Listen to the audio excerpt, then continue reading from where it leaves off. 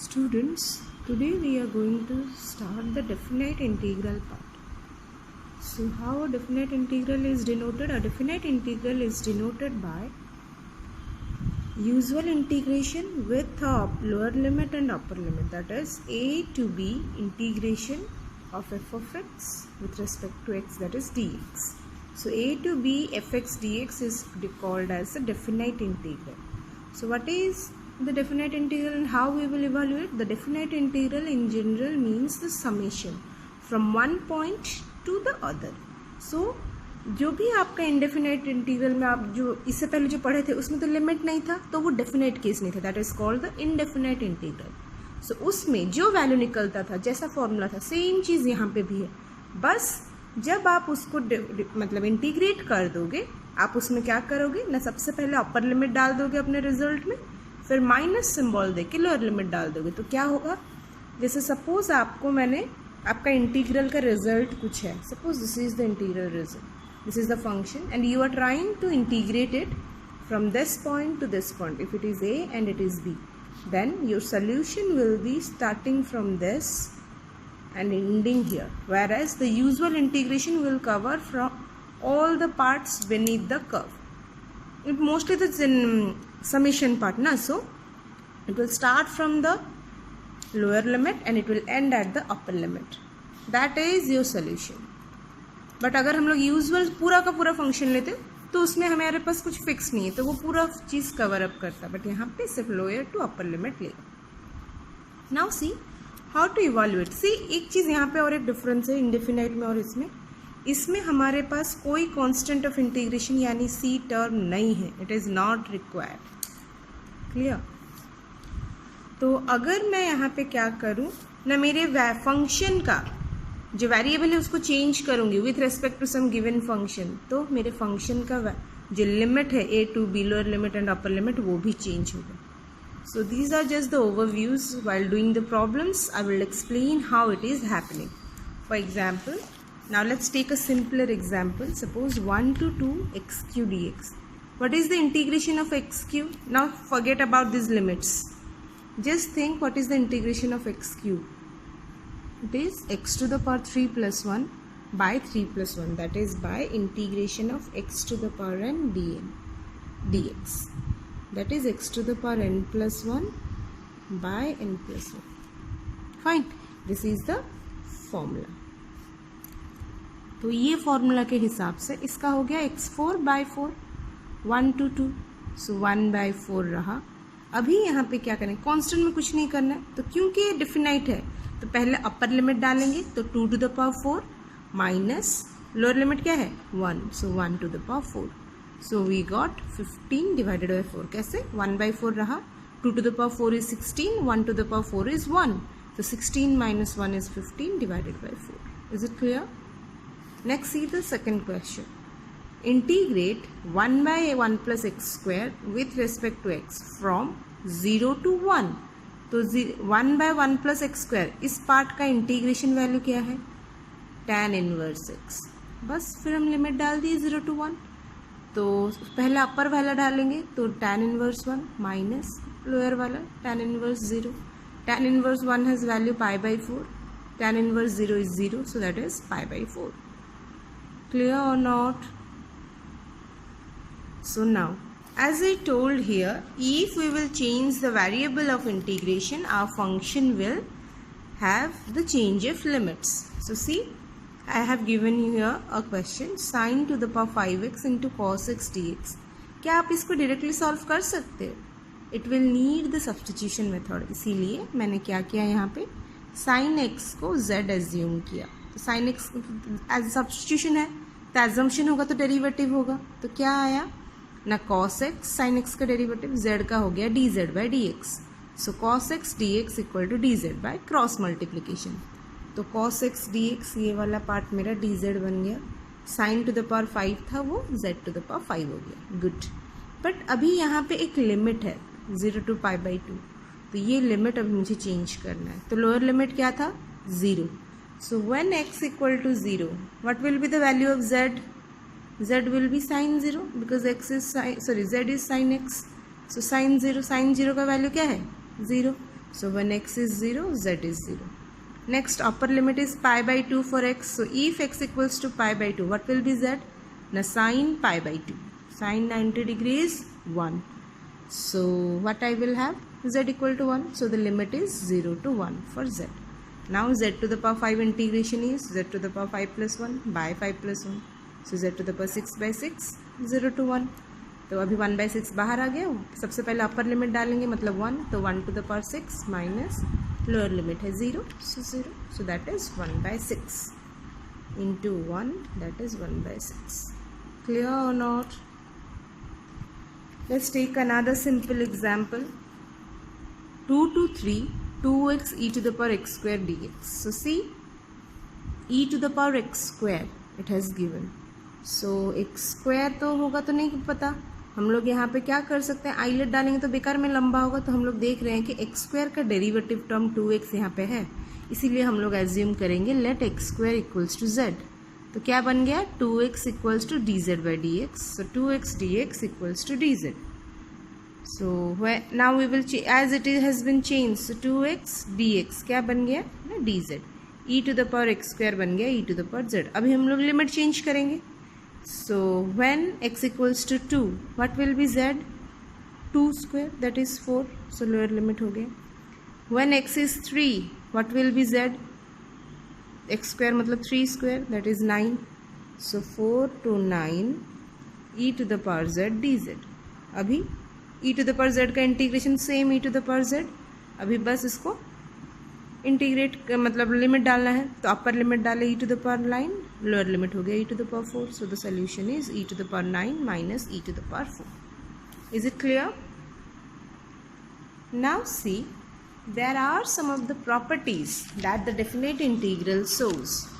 So what says the first property? अगर आप limit को चेंज किए बिना सिर्फ अपने वेरिएबल को चेंज कर रहे हो, जैसे देखो यहाँ पे क्या है, 2x e to the power x square dx. अगर मैं इसको बना दूँ 2 to 3 सेम रहा, 2 into t e to the power t square dt, मतलब सिर्फ x चेंज होकर t बन गया. देन आपका फंक्शन का वैल्यू सेम रहेगा. So change of only variables without the limit yields you the same result. अगर आप क्या कर रहे हो ना, अपना वेरिएबल को विथ रिस्पेक्ट टू चेंज कर या फिर सब्स्टिट्यूशन डाल के चेंज कर रहे हो, तो आपका क्या होगा ना, लिमिट चेंज होगा. जैसे मैंने यहाँ पे किया, सपोज मेरा फंक्शन था f of phi of x, तो मुझे ये इनसाइड वाले पार्ट को सब्स्टिट्यूट करना था, तो सब्स्टिट्यूट की तो मेरा लिमिट चेंज हुआ. अगर सब्स्टिट्यूशन नहीं है, सिर्फ वेरिएबल रिप्लेस हो रहा है, तो आपका आंसर सेम रहेगा. Next is, it is a very important part. See, अगर आप अपना लिमिट ऑफ इंटीग्रेशन को रिवर्स करते हो, जैसे यहाँ पे a to b था, यहाँ पे क्या हो गया b to a, रिवर्स हुआ, तो आपका इंटीग्रेशन का साइन सिर्फ चेंज होगा. इसमें जो आंसर आता था, इसमें उसका निगेटिव वैल्यू आएगा. So this shows you the order of integration. तो अगर आप लिमिट को चेंज करोगे, अपर को लोअर, लोअर को लिमिट रिवर्स करोगे, तो आपका जो सोल्यूशन आएगा उसमें एक तो नेगेटिव साइन एक्स्ट्रा आएगा. नेक्स्ट, आपका जो भी लिमिट है वो हमेशा दोनों डिफरेंट पॉइंट्स होना चाहिए. अगर दोनों पॉइंट सेम है, मतलब आपका इंटीग्रेशन वैल्यू 0 आएगा डेफिनेट में, क्योंकि आपका इंटीग्रेशन का वैल्यू क्या होता है, upper limit put in the solution minus lower limit put in the solution. तो F of B minus F of A होता है. अगर दोनों सेम हो जाएंगे तो क्या होगा, F of A minus F of A, that is 0. कोई भी कांस्टेंट है आपके फंक्शन के साथ मल्टीप्लाइड और आप डेफिनेट इंटीग्रल कर रहे हो, it is same as taking the constant outside and having the definite integral calculated. जैसे आपका इंटीग्रेशन में था, द सेम थिंग. अभी यहाँ पे आया एक तो इम्पोर्टेंट पार्ट. सी, आपको लिमिट दिया है a to b F x D x, ठीक. तो अब अगर आपके पास a और b के बीच में कोई एक तो पॉइंट है, तो आप अपने इंटीग्रेशन को स्प्लिट कर सकते हो.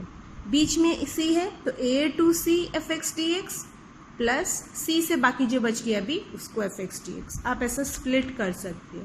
ये कहाँ पे हेल्प करेगा, जब आप किसी स्पेशल फंक्शंस जैसे मॉड एक्स, ब्रैकेट एक्स, इस तरह के फंक्शन को जब आप क्या कर रहे हो ना, इंटीग्रेट करोगे, तब ये चीज़ आपको हेल्प करेगा.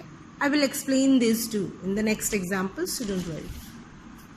Now comes another important formula based on which we are going to have 10 or 12 question, this part 6 and 7 both are same. Here it is only a to b, it is 0 to a.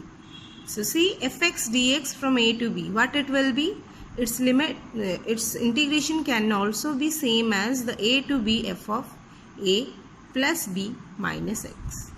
ये rule use करके आप 10 या 15 problem solve कर सकते हो, and all the problems that I will give you an example that will only yield you a single value, but all are similar. Similarly 0 to a fx dx हो गया, तो ये क्या बनेगा, 0 to a f of a minus x dx. Is it clear? So now let's go to the some of the applications. As I told, I will tell you how this formula works. This example 6 and 7 works. Property 6 and 7 works. So see, 0 to pi by 2 log tan x dx. Fine. So what we will do in this case, we will assume, as we are going to apply property 6, firstly let or assume I equals to log tan x. तो क्या बन गया, log tan x रहा. Formula क्या है, f of x dx equals to f of a minus x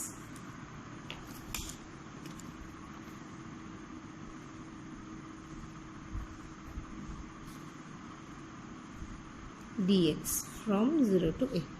So ये property था. तो अभी देखिए क्या बनेगा, ये pi by two minus x, x की जगह पे आ गया log tan pi by two minus x, a minus x हो गया. tan 90 degree minus theta is cot theta, so log cot x हो गया. अभी मैं क्या करूँगी ना, ये आई था तो ये जो आया वो भी आई होगा, सो दोनों आई को ऐड करेंगे. So log of this plus log of this. Integration में देखिए लिमिट सेम है और दोनों ही एक्स के थ्रू इंटीग्रेट हो रहे हैं, तो इन दोनों को हम लोग इनसाइड ला सकते हैं. तो क्या बन गया हमारा, देखिए 2y equals to log tan x plus log cot x dx 0 to pi by 2. So 0 to pi by 2, जब log a plus log b होता है तो हमारा रूल कहता है it will be log a into b.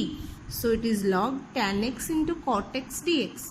tan into cot क्या होगा, tan x into cot x क्या हो जाएगा ना, tan x into 1 by tan x.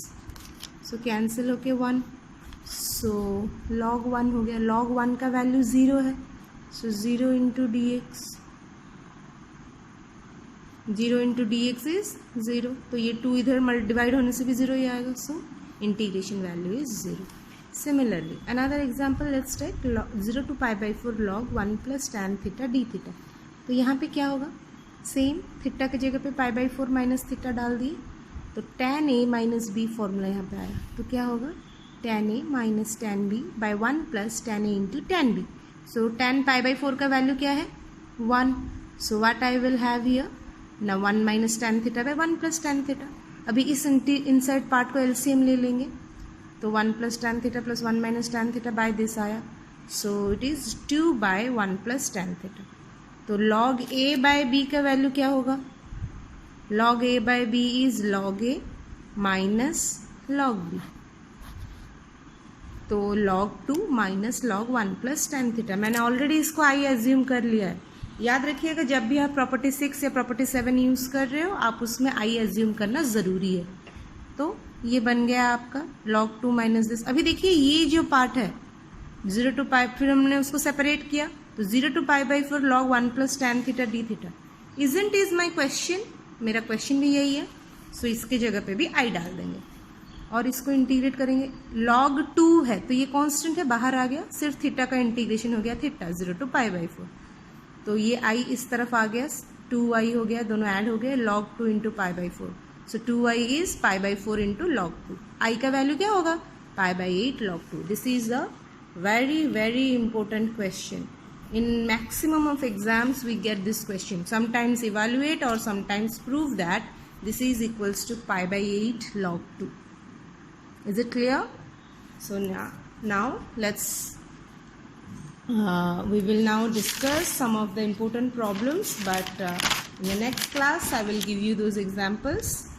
So next class I will give you the example for property 5 and some more important problems for property 7. Fine. Thank you.